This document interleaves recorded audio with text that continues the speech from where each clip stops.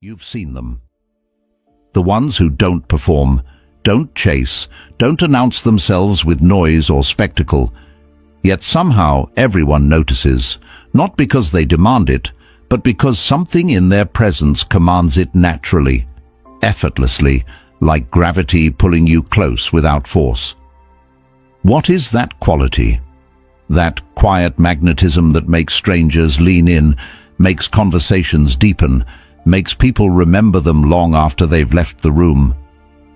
It isn't charm, it isn't looks, it isn't the rehearsed wit or carefully curated confidence you see plastered across social feeds.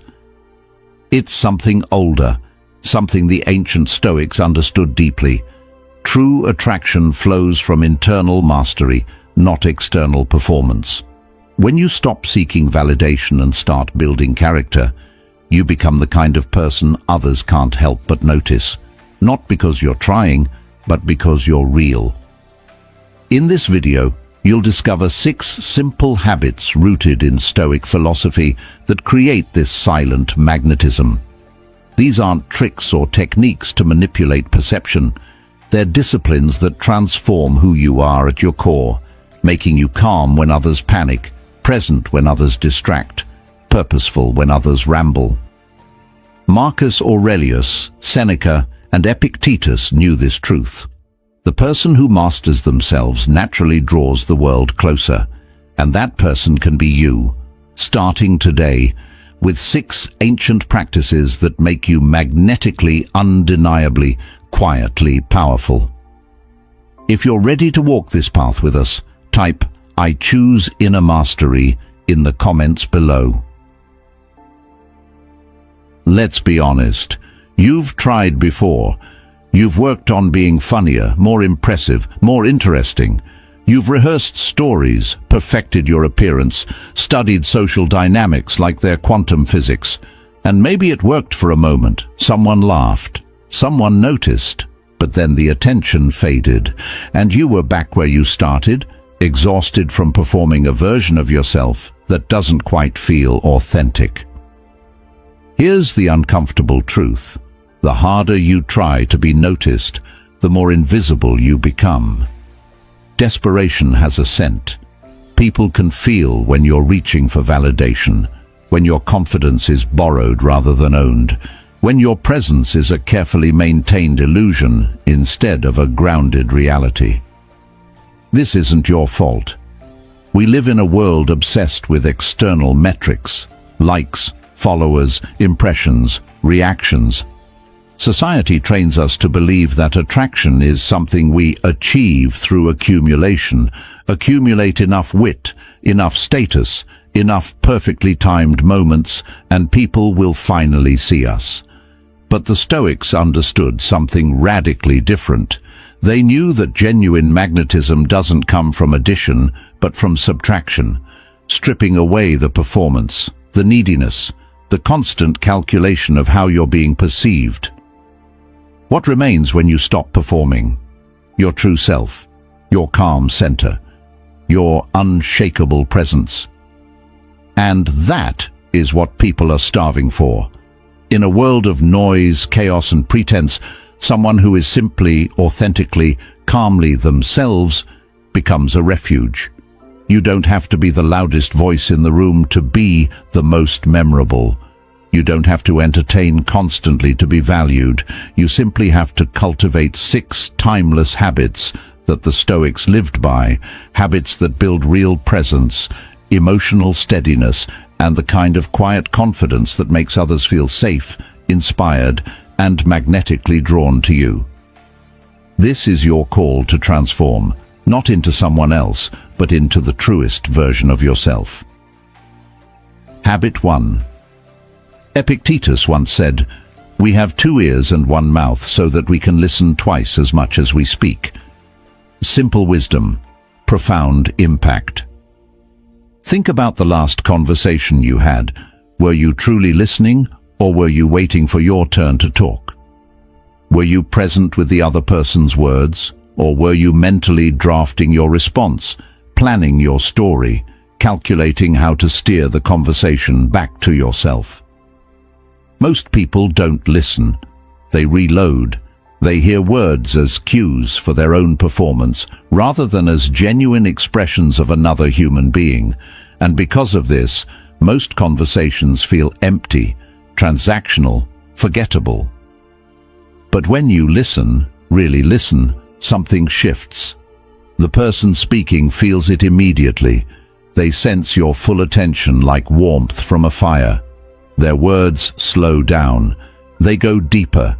They share things they didn't plan to share because your presence creates safety, and safety creates trust, and trust creates connection that most people spend their entire lives searching for. This is the first habit of quiet magnetism, listening deeply. Not as a technique, but as a discipline of presence. When someone speaks, you put down your phone. You stop the mental commentary. You look them in the eyes and give them the rarest gift in modern life, your undivided attention. The Stoics practiced this relentlessly. They understood that true wisdom comes not from speaking, but from absorbing, from observing, from being fully present to the world and the people in it. Marcus Aurelius wrote constantly about the importance of focusing on what is, rather than what we wish were true. Listening is how you practice that focus in real time. And here's the paradox. When you stop trying to impress people with your words and instead give them the space to be heard, they become impressed with you. Because you've done something almost no one else does, you've made them feel seen, valued, important. You've given them your rarest resource, your attention, without expecting anything in return. People don't remember what you said. They remember how you made them feel, and the person who listens deeply makes others feel like they matter. That is magnetic. That is attractive. That is the quiet power of being fully, intentionally, generously present. Habit 2. Marcus Aurelius faced betrayal, war, plague, and the weight of an empire crumbling around him. Yet his writings reveal a man of profound calm, a leader who remained steady when everything else shook. His secret?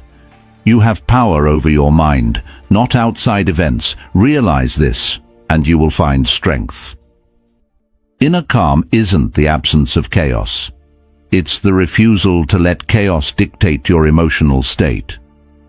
Watch how people react when things go wrong. Flights get delayed. Plans fall apart. Someone criticizes them publicly. Most people spiral. Frustration bleeds into their words. Panic tightens their body language. Reactivity controls their decisions. And in those moments they become smaller, less trustworthy, less magnetic. But the person who stays calm, the one who absorbs the blow without collapsing, who responds thoughtfully instead of reacting impulsively, that person commands the room, not through dominance but through steadiness. People instinctively look to the calmest person in crisis because calm signals strength, wisdom, emotional maturity, the very qualities that make someone feel safe to be around. This is the second habit, maintaining inner calm. The Stoics called it apatheia, not apathy, but freedom from being controlled by destructive emotions. It's the discipline of pausing before responding, of choosing your emotional state rather than letting circumstances choose it for you. You practice this in small moments.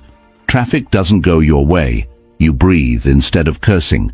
Someone interrupts you. You let them finish instead of fighting for airtime. A project fails. You assess what you can learn instead of spiraling into self-criticism. Each time you choose calm over reaction, you strengthen your inner citadel. You prove to yourself that you are not a victim of external events, that your peace is yours to keep regardless of what happens around you. And others feel this. When you walk into a room carrying that stillness, people relax. They sense that you won't add to the chaos, that you're solid ground in a world of shifting sand. Your calm becomes contagious, and suddenly people want to be near you, not because you're entertaining, but because you're stable. And in an unstable world, stability is the rarest, most attractive quality you can offer. Habit 3. Seneca warned against the dangers of excessive speech. We are more often frightened than hurt, and we suffer more in imagination than in reality.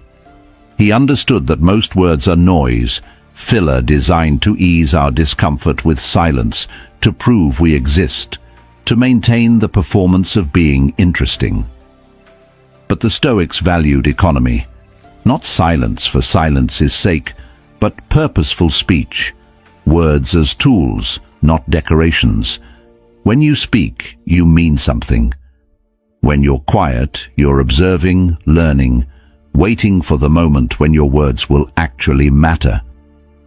This is the third habit, speaking with purpose. Think about the people you respect most. Do they fill every silence with chatter? Do they interrupt, over-explain, dominate conversations with their opinions? Or do they speak less frequently but with greater weight, choosing their words carefully, saying what needs to be said and nothing more? Purposeful speech creates authority. When you're selective with your words, people listen more carefully when you do speak. They lean in. They remember, because they know you're not wasting their time with verbal clutter. You're offering something considered, something true.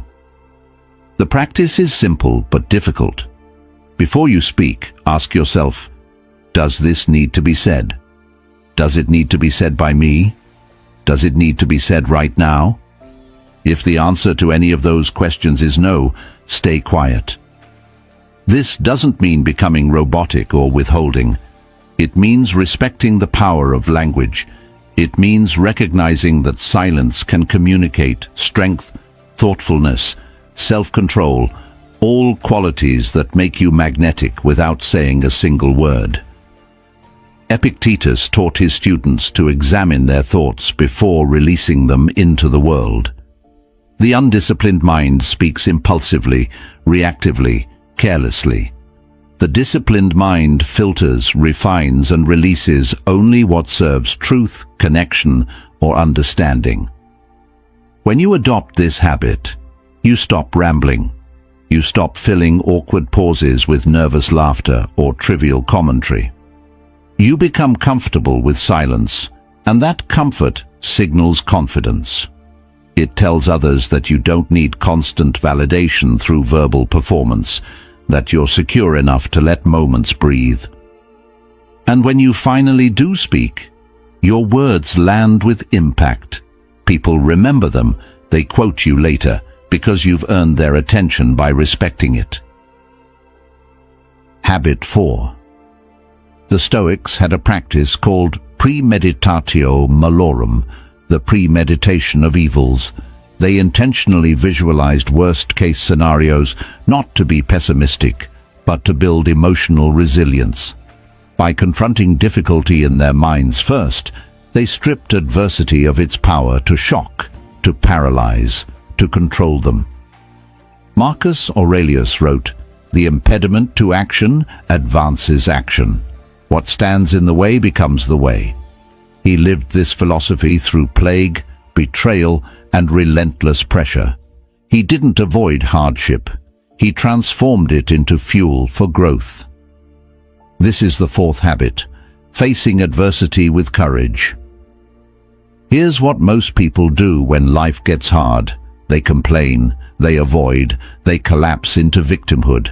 They broadcast their struggles as excuses for why they can't move forward, why they deserve sympathy, why the world is unfair. And while that's understandable, it's also repellent. People don't want to orbit someone drowning in self-pity. They want to follow someone swimming toward shore despite the current. Courage doesn't mean pretending hardship doesn't hurt. It means acknowledging the pain and choosing to act anyway. It's the quiet decision to face what scares you, to stand firm when everything in you wants to run, to keep your dignity intact even when life strips away your comfort. When you cultivate this habit, something shifts in how people see you. They watch you encounter setbacks and notice that you don't crumble. You adapt, you problem solve, you carry yourself with a resilience that inspires them to be braver in their own lives. The Stoic approach isn't about toughness for toughness's sake. It's about accepting reality as it is and responding with wisdom rather than panic. Seneca said, "A gem cannot be polished without friction, nor a man perfected without trials." Every challenge you face is an opportunity to prove to yourself and demonstrate to others that you are not fragile, that your worth isn't dependent on easy circumstances. And that is magnetic. People are drawn to those who can weather storms without losing themselves, who emerge from darkness still intact, still purposeful. Because if you can remain grounded when life shakes you, others know they can trust you when life shakes them too. Habit 5. Marcus Aurelius asked himself daily, "Waste no more time arguing about what a good man should be. Be one. Not seem like one. Not perform the appearance of one. Be one." Integrity is alignment. It's the match between who you are in private and who you are in public, between what you say and what you do, between your values and your actions. And in a world where people constantly perform edited versions of themselves, someone with true integrity stands out like fire in darkness. This is the 5th habit, living with integrity. Think about how exhausting it is to maintain a facade. You say you value honesty, but tell convenient lies. You preach kindness, but gossip behind people's backs. You project confidence, but feel like an imposter every day. The gap between your authentic self and your performed self creates internal friction, and people sense it, even if they can't name it. But when you live with integrity, that friction disappears. You become the same person everywhere, at work, at home, in public, in private. Your word becomes reliable because you do what you say you'll do. Your presence becomes trustworthy because there's no hidden agenda, no manipulation, no performance designed to extract approval. The Stoics understood that virtue, arete, was the highest pursuit, not wealth, not fame, not pleasure, but the cultivation of excellent character. And character isn't what you claim to be.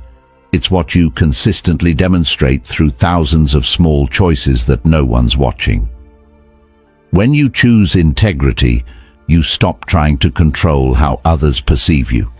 You simply act in alignment with your principles and let that speak for itself. If someone criticizes you, you can meet their gaze calmly because you know your actions match your values. If someone praises you, you can receive it without inflating your ego because you're not dependent on external validation. You've built internal validation through consistent, authentic action. This creates a magnetic quality that's almost impossible to fake: trustworthiness. People relax around you because they know you're not playing games, not wearing masks, not saying one thing and doing another. They know what they see is what they get. And in a world of illusions, that honesty, that wholeness, becomes irresistibly attractive. Integrity makes you solid, dependable, real, and real never goes out of style. Habit 6. Epictetus taught, first say to yourself what you would be, and then do what you have to do. Notice he didn't say, be perfect immediately. He said, become. The Stoic path is one of continuous evolution, not static achievement. This is the 6th and final habit. Focusing on growth over perfection. Perfection is a trap. It's the voice that says you're not ready, not good enough, not polished enough to show up authentically. It's the standard that keeps you hiding, waiting for the mythical day when you'll finally be worthy of being seen. But that day never comes because perfection doesn't exist. It's an illusion designed to keep you small, safe, and stuck. Growth, on the other hand, is real. It's messy, it's vulnerable. It's the willingness to be imperfect in public, to try things you're not good at yet, to admit when you're wrong and adjust course. And paradoxically, that vulnerability, that honest acknowledgement that you're a work in progress, is deeply attractive. People don't connect with perfection. Perfection creates distance, intimidation, the sense that you're untouchable and therefore unreachable. But growth? Growth is relatable. It's human.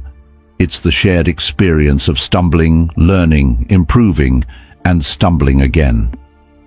The Stoics practice daily reflection, examining their actions, identifying where they fell short, and recommitting to their principles the next day. Marcus Aurelius filled his journals with reminders to himself, not because he had mastered virtue, but because he was practicing it daily, imperfectly, humbly. When you adopt this mindset, you stop pretending you have it all figured out. You stop performing flawless confidence and instead embody honest self-awareness. You share your struggles not as complaints, but as evidence of your commitment to becoming better. And people respect that. They admire the person who admits their weaknesses while actively working to strengthen them. This habit also frees you from the exhausting need to defend your ego. When someone offers feedback, you don't deflect or justify, you consider it. When you make a mistake, you don't spiral into shame. You extract the lesson and move forward. You become anti-fragile, growing stronger through difficulty rather than breaking under it. And that energy, the energy of someone constantly evolving, learning, refining, radiates hope. It tells others that growth is possible, that change is achievable, that they too can become more than they currently are. That is inspiration, and inspiration is magnetic. So here you are, 6 habits, 6 disciplines rooted in ancient Stoic wisdom. But separately, they're just practices. Together, they create a complete transformation, a shift from performing for approval to embodying authentic presence. When you listen deeply, you make others feel valued. When you maintain inner calm, you become the steady presence people seek in chaos. When you speak with purpose, your words carry weight that casual chatter never could. When you face adversity with courage, you inspire others to be braver. When you live with integrity, you build unshakable trust. And when you focus on growth over perfection, you radiate the hopeful energy of someone becoming more. These habits don't work in isolation. They reinforce each other, creating a compounding effect that transforms not just how others see you, but how you see yourself. You stop measuring your worth by external validation, because you've built internal validation through disciplined character cultivation. You stop chasing attention because your presence naturally commands it. You stop performing confidence because you've developed real confidence, the quiet kind that doesn't need to announce itself. This is the Stoic promise fulfilled. Master yourself and the world responds. Not because you've become someone else, but because you've become fully, authentically yourself, stripped of pretense, grounded in virtue, radiating the calm strength that comes from knowing who you are and what you stand for. You walk into rooms differently now. You carry yourself with a stillness that others notice but can't quite name. Conversations deepen around you. People seek your presence, your perspective, your calm. Not because you demand it, but because you've cultivated something rare and precious in a noisy, chaotic world. Genuine, unshakable, quietly magnetic presence. You already have everything you need. You don't need better looks, more charm, or a complete personality overhaul. You need 6 simple habits practiced daily with intention and discipline. Start today. Choose one habit. Maybe it's listening more deeply in your next conversation, or pausing before you react to frustration, or speaking only when your words add value. Practice it until it becomes natural. Then add another. Layer these disciplines slowly, patiently, the way the Stoics did. Not chasing perfection, but pursuing progress. Marcus Aurelius didn't become a philosopher king overnight. Seneca struggled with his temper for years. Epictetus taught that wisdom is a lifelong practice, not a destination. They were human, imperfect, constantly working on themselves. And yet their commitment to these principles made them legendary, not for what they accomplished externally, but for who they became internally. You can become that too, the person who doesn't need to chase attention because your calm, authentic presence naturally draws it. The person others remember long after you've left the room. The person who embodies quiet magnetism, not through tricks, but through character. The Stoics left you a roadmap. Now it's your turn to walk the path. Be the quiet power. Be the steady presence. Be undeniably, magnetically, authentically you.